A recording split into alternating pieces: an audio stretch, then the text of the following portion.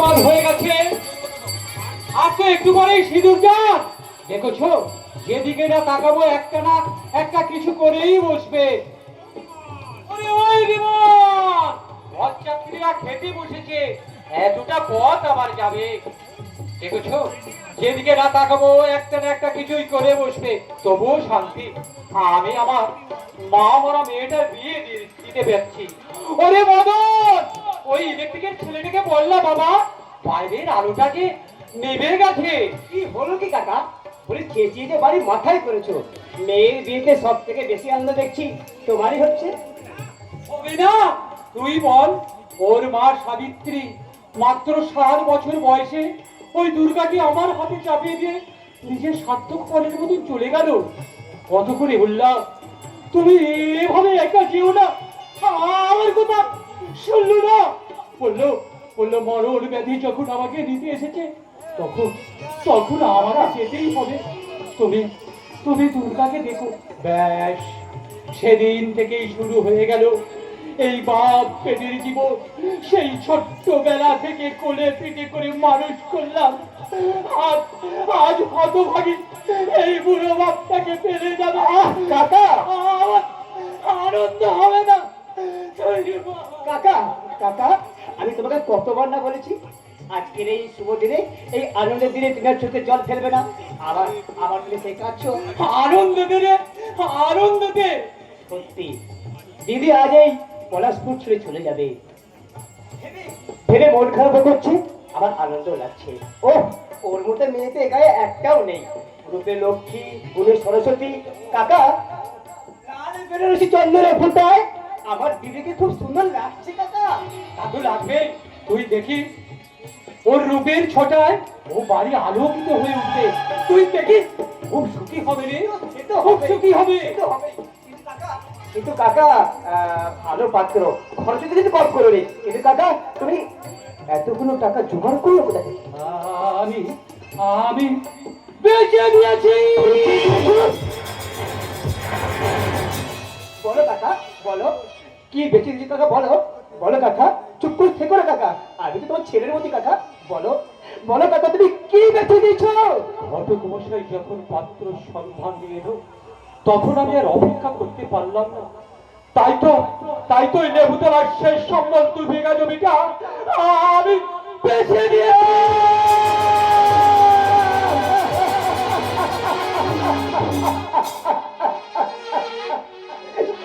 তুমি কি করেছো কাকা? তুমি কি করেছো? এখন এখন তোমার চলবে কি করে? তোর পাগল, অভরের ছবিতে লাঙ্গল দিয়ে যেটুকু জমিয়েছিলাম, সেই টাকা দিয়ে কিনেছিলাম ওই 2 বিঘা জমি। আজ জমি বিক্রি করে দিলাম। আবার আবার আমি অপরের জমিতে লাঙ্গল দিয়ে ঠিক চালিয়ে নেব রে। দুর্গা সুখী হবে, আমার আমার গর্বে বুকটা ভরে যাবে। আর যখন ও হাসি মুখে শ্বশুর বাড়ি দিয়েছে, ডাকতে ডাকতে বলবে নয়, বাবা, বাহ বাহ, খুব সুন্দর লাগছে রে তোকে মা। হ্যাঁ, দেখিস মা, দেখিস, তোকে দেখে নয় তোর শ্বশুর বাড়ির লোকেদের মাথা ঘুরে না যায় মা। বাবা, হ্যাঁ রে মা, এই শ্বশুর বাড়ি গিয়ে এই পুরো বাপটাকে ভুলে যাবি না তো। বাবা, তুমি কি করে ভাবলে যে আমি তোমাকে ভুলে যাব বাবা? শেষ পর্যন্ত তুমি আমাকে দাঁড়িয়েই ছাড়লে বাবা।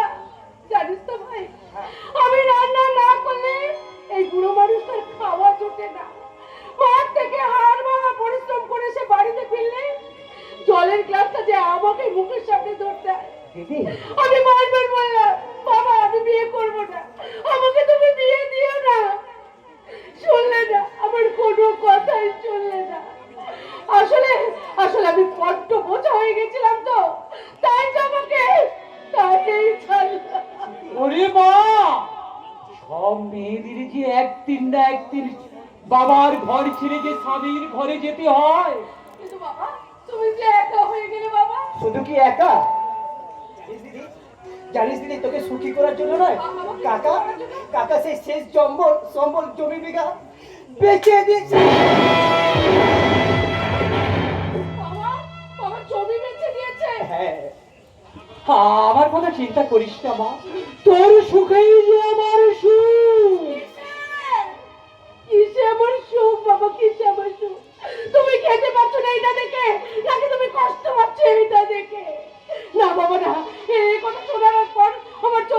বেরিয়ে আসছে বাবা। আর আমার চুপ, ও কথা বলতে নেই রে মা, ও কথা বলতে নেই। ওরে প্রলয় তো রইলো, আর যখনই খিদে পাবে তোর সংসারে ছুটে যাব। দিবি না মা, দিবি না এই বুড়ো ছেলেটাকে দুমুঠো ভাত? লগ্নকে বয়ে যায়, এবার সিঁদুর দান, এবার সম্প্রদান মালা বদল, সিঁদুর দান একে একে করে নিতে হবে। হ্যাঁ ডাক্তার কাকা, আজবকালে কন্যা যাত্রা। হ্যাঁ ডাক্তার কাকা, আমি এক্ষুনি সব রেডি করছি।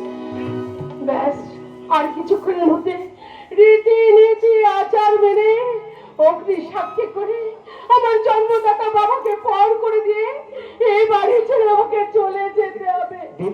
পেছন ফিরে একবারও দেখতে পারবো না আমার এই জন্মদাতা বাবাকে আর আমার এই জন্মভূমিকে। তুই কি আমার পুতুল পুতুল সেই ছোট্ট যাকে নিয়ে গল্প আমার ছোট্ট দুঃখবে, গল্প আমার ছোট্ট দুঃখবে। তুই কি আমার পুতুল পুতুল সেই ছোট্ট মেয়ে, গল্প আমার ছোট্ট দুঃখবে, গল্প আমার ছোট্ট দুঃখবে। নতুন নতুন করে তোকে যতই সাজাতাম, ধরতো না মন দিতাম তোকে নতুন নতুন নাম। আজকে দেখি নতুন তোকে লাগছে সবার চেয়ে, আজকে দেখি নতুন তোকে লাগছে সবার চেয়ে। জল আসিরে আমার দুঃখ দে, জল আসিরে আমার দুঃখ দে, তুমি কেন জল আসিরে আমার দুঃখ দে।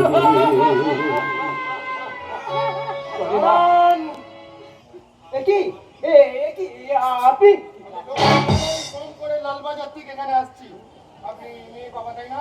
হ্যাঁ, তা মেয়ের কোথায় বিয়ে দিচ্ছেন, কোনো খোঁজ খবর নিয়েছেন? না মানে ঘটক মশাই বললো। ঘটক মশাই বললো আর আপনার মেয়েকে আপনি লাল বেনারসি চন্দন সাজিয়ে ওই চিন্তা করছেন, তাই না?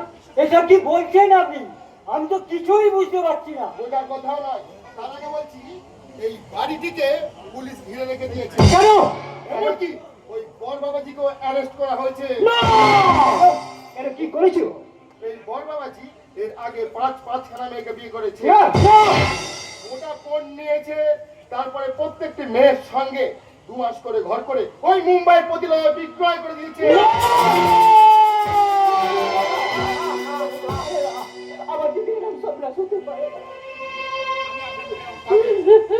আমি আপনার মনের অবস্থা বুঝতে পারছি, তবু সত্যটা আপনাকে স্বীকার করতে হবে।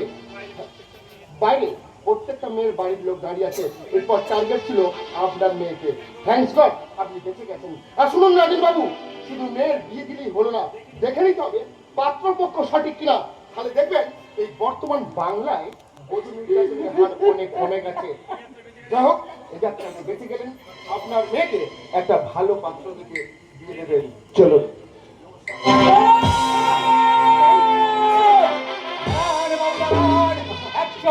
একজন বৃদ্ধ বাবাকে আপনি জ্ঞান দিয়ে গেলেন বাবু। এবার এই মেয়েটা কি করবে? ওকে রক্ত মারতে হবে, ওকে যে আর কেউ বিয়ে করবে না। লগ্ন